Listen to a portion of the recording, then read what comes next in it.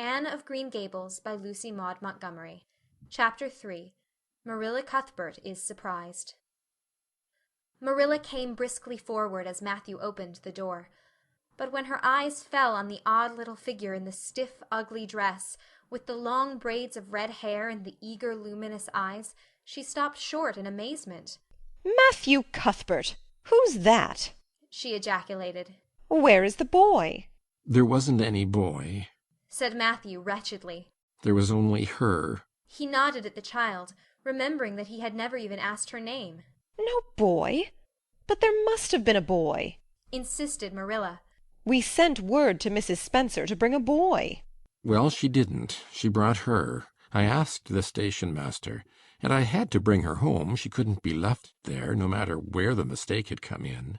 "Well, this is a pretty piece of business," ejaculated Marilla. During this dialogue the child had remained silent, her eyes roving from one to the other, all the animation fading out of her face. Suddenly she seemed to grasp the full meaning of what had been said. Dropping her precious carpet-bag, she sprang forward a step and clasped her hands. "You don't want me," she cried. "You don't want me because I'm not a boy. I might have expected it. Nobody ever did want me. I might have known it was all too beautiful to last. I might have known nobody really did want me. Oh, what shall I do? I'm going to burst into tears." Burst into tears she did.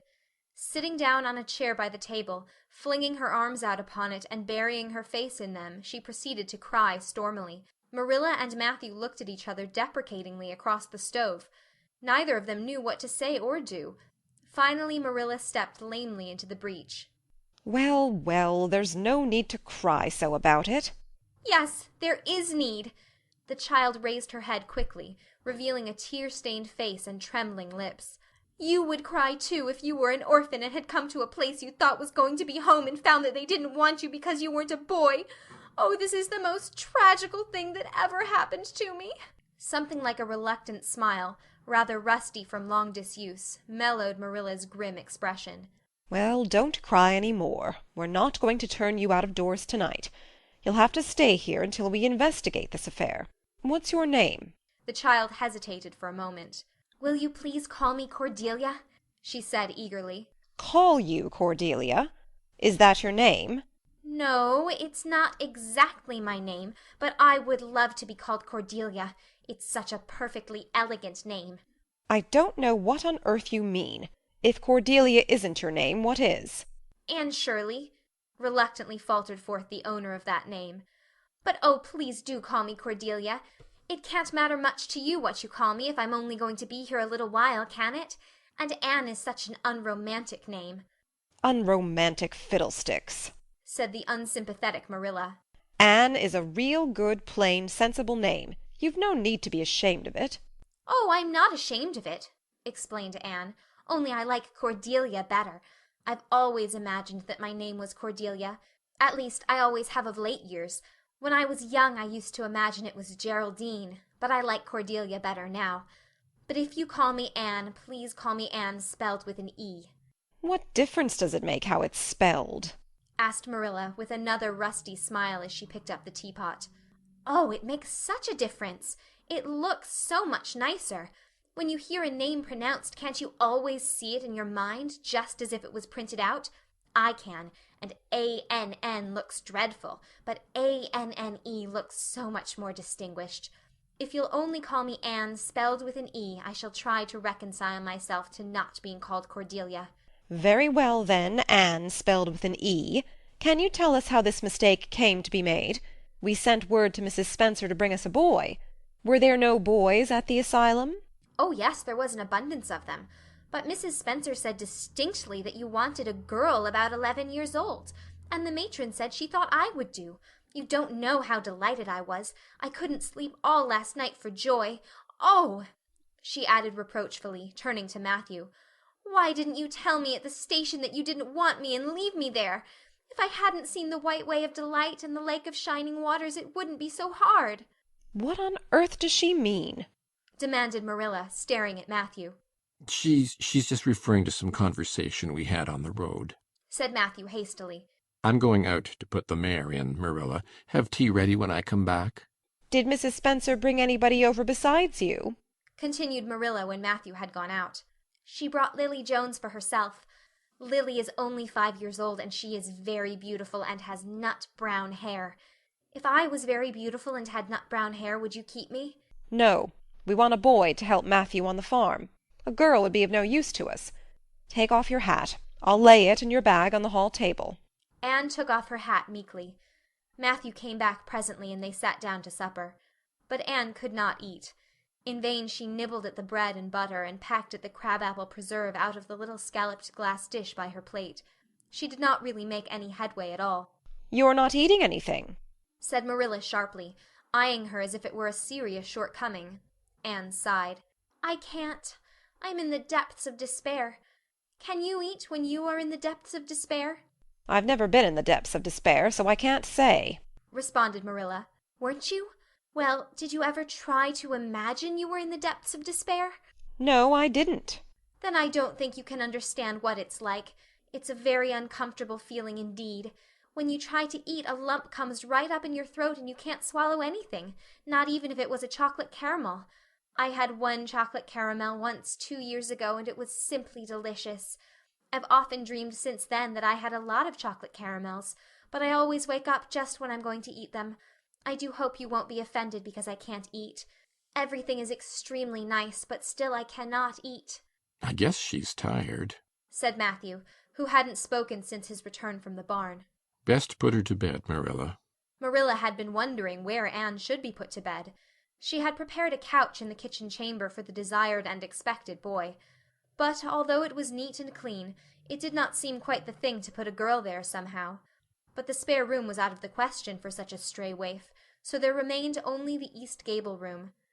Marilla lighted a candle and told Anne to follow her, which Anne spiritlessly did, taking her hat and carpet-bag from the hall table as she passed. The hall was fearsomely clean. The little gable chamber in which she presently found herself seemed still cleaner. Marilla set the candle on a 3-legged, 3-cornered table and turned down the bedclothes. "I suppose you have a nightgown?" she questioned. Anne nodded. "Yes, I have 2. The matron of the asylum made them for me. They're fearfully skimpy. There is never enough to go around in an asylum, so things are always skimpy. At least in a poor asylum like ours. I hate skimpy night-dresses. But one can dream just as well in them as in lovely trailing ones with frills around the neck. That's one consolation." "Well, undress as quick as you can and go to bed. I'll come back in a few minutes for the candle. I daren't trust you to put it out yourself. You'd likely set the place on fire." When Marilla had gone, Anne looked around her wistfully. The whitewashed walls were so painfully bare and staring that she thought they must ache over their own bareness. The floor was bare too, except for a round braided mat in the middle such as Anne had never seen before. In one corner was the bed, a high, old-fashioned one, with 4 dark, low-turned posts. In the other corner was the aforesaid 3-cornered table, adorned with a fat, red velvet pincushion, hard enough to turn the point of the most adventurous pin. Above it hung a little 6-by-8 mirror. Midway between table and bed was the window, with an icy white muslin frill over it, and opposite it was the washstand. The whole apartment was of a rigidity not to be described in words, but which sent a shiver to the very marrow of Anne's bones. With a sob she hastily discarded her garments, put on the skimpy nightgown, and sprang into bed, where she burrowed face downward into the pillow and pulled the clothes over her head. When Marilla came up for the light, various skimpy articles of raiment scattered most untidily over the floor, and a certain tempestuous appearance of the bed, were the only indications of any presence save her own. She deliberately picked up Anne's clothes, placed them neatly on a prim yellow chair, and then, taking up the candle, went over to the bed. "Good night," she said, a little awkwardly but not unkindly. Anne's white face and big eyes appeared over the bedclothes with a startling suddenness. "How can you call it a good night, when you know it must be the very worst night I've ever had?" she said reproachfully. Then she dived down into invisibility again. Marilla went slowly down to the kitchen and proceeded to wash the supper dishes. Matthew was smoking, a sure sign of perturbation of mind. He seldom smoked, for Marilla set her face against it as a filthy habit, but at certain times and seasons he felt driven to it, and then Marilla winked at the practice, realizing that a mere man must have some vent for his emotions. "Well, "This is a pretty kettle of fish," she said wrathfully. "This is what comes of sending word instead of going ourselves. Richard Spencer's folks have twisted that message somehow. One of us will have to drive over and see Mrs. Spencer tomorrow, that's certain. This girl will have to be sent back to the asylum." Yes, I suppose so, said Matthew reluctantly. "You suppose so? Don't you know it?" Well, now, she's a real nice little thing, Marilla. It's kind of a pity to send her back when she's so set on staying here. Matthew Cuthbert, you don't mean to say you think we ought to keep her? Marilla's astonishment could not have been greater if Matthew had expressed a predilection for standing on his head. Well, now, no, I suppose not. Not exactly, stammered Matthew, uncomfortably driven into a corner for his precise meaning. I suppose we could hardly be expected to keep her. I should say not. What good would she be to us? We might be some good to her, said Matthew suddenly and unexpectedly. Matthew Cuthbert, I believe that child has bewitched you. I can see as plain that you want to keep her. Well, now, she's a real interesting little thing, persisted Matthew. You should have heard her talk coming from the station. Oh, she can talk fast enough. I saw that at once. It's nothing in her favour either. I don't like children who have so much to say. I don't want an orphan girl, and if I did, she isn't the style I'd pick out. There's something I don't understand about her. No, she's got to be dispatched straightway back to where she came from. I could hire a French boy to help me, said Matthew. And she'd be company for you. I'm not suffering for company, said Marilla shortly. And I'm not going to keep her. Well, now, it's just as you say, of course, Marilla, said Matthew, rising and putting his pipe away. I'm going to bed. To bed went Matthew, and to bed, when she had put her dishes away, went Marilla, frowning most resolutely. And upstairs in the east gable, a lonely, heart-hungry, friendless child cried herself to sleep. End of chapter 3.